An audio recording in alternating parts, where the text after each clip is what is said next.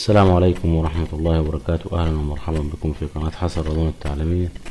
النهاردة إن شاء الله موعدنا مع الدرس الخامس في الفوتوشوب، وهنتكلم فيه عن أداة الهاند تول وأداة النافيجيتور بانل. لما نحب نتحرك في المستند أو في الصورة الموجودة في الفوتوشوب نتحرك بأكتر من طريقة، أو ممكن نستخدم شريط التمرير العلوي نتحرك به نشوف أعلى الصورة وأسفلها، وممكن نستخدم شريط التمرير السفلي حتى نعرض الصورة يمينا ويسارا. كما يمكن أيضا أن نستخدم بكرة الماوس، حيث نقوم بتمرير بكرة الماوس إلى الأمام فنقوم بالانتقال إلى أعلى الصورة، وبتمرير بكرة الماوس إلى الخلف نعرض أسفل الصورة أو المستند.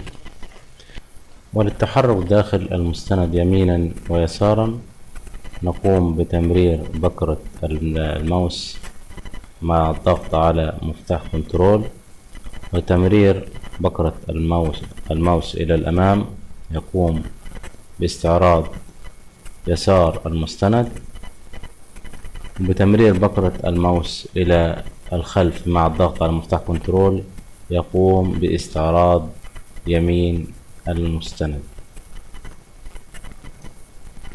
كما يمكن أيضا استخدام أداة الهاند تول،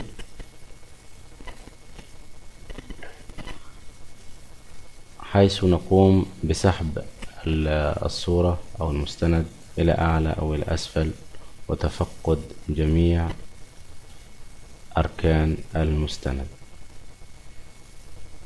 وفي حالة استخدامنا لأي أداة من أدوات الفوتوشوب، ولتكن مثلا أداة الموف، ونريد استخدام أداة الهاند تول، نقوم بالضغط على المسطرة فتظهر اليد، ونقوم بسحب الصورة أو المستند يمينا أو يسارا، وعند ترك المسطرة تقوم بالعودة إلى الأداة الأولى. كما يمكن أيضا اختيار أداة الهاند تول بالضغط على مفتاح حرف ال H من لوحة المفاتيح، حيث أن اختصار أداة الهاند تول هو حرف ال H. ويمكن أيضا التحرك داخل المستند عن طريق النافيجيتور، والنافيجيتور وهو يعني الإبحار، ويعني الإبحار داخل المستند لتفقد كل أركان المستند، حيث يمكن في العمل على البنرات والإعلانات الكبيرة يكون المستندات كبيرة جدا بحيث لا يمكن عرضها على شاشة الفوتوشوب، فلابد من التحرك داخل المستند ومعاينته عن طريق النافيجيتور. ويمكن التحرك داخل المستند بسحب هذا الصندوق يمينا أو يسارا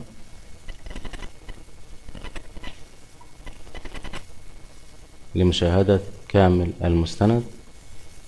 كما يمكن عرض جزء معين من المستند عن طريق النافيجيتور بالضغط على مفتاح كنترول، فتظهر أداة الزوم بالضغط على مفتاح كنترول، ونقوم بعمل بالضغط والسحب لعمل سيلكت أو تحديد على مكان معين في الصورة، ومع ترك زر الماوس يقوم بعرض الجزء داخل المربع أو البوكس، يكون هو الجزء المعروض على الشاشة.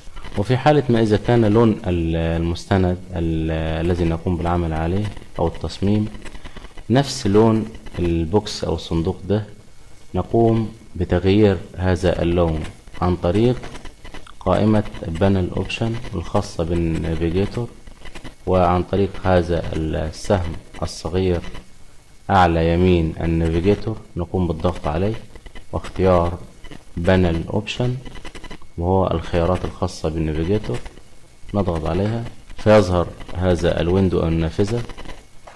نقوم منها باختيار اللون المناسب. كل هذه الألوان يمكن الاختيار منها، ونختار اللون المناسب الذي يعطينا أكبر معاينة للشكل، ونضغط OK، فيقوم بتغيير لون هذا الصندوق. كما يمكن سحب البانل الخاصة بالنافيجيتور وعرضها في أي موقع من الفوتوشوب، ويمكن تكبيرها وتصغيرها حسب حاجة العمل، فيمكن تكبيرها أو تصغيرها. كما يمكن وضعها في أي موقع من مواقع البانل.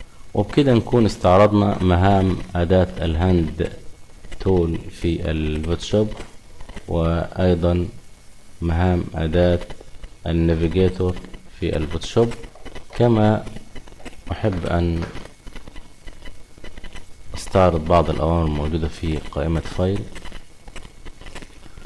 فكما ذكرنا بالتفصيل، قائمة فايل تحتوي على الأمر نيو قد ذكرناه بالتفصيل، والأمر اوبن، وبراوز ان بريدج وهو يقوم بفتح برنامج البريدج الخاص أو البرنامج المرفق مع برنامج الفوتوشوب. ومهمة البريدج هي عبارة عن تصفح الصور قبل فتحها واستعراضها بأكثر من شكل وطريقة. كما أيضا في الميني بريدج. كما يوجد أيضا الأمر اوبن ريسنت، وهو يقوم بعرض آخر 20 صورة أو 20 مستند تم فتحهم في الفوتوشوب، وهو يرقمهم من رقم 1 حتى رقم 20.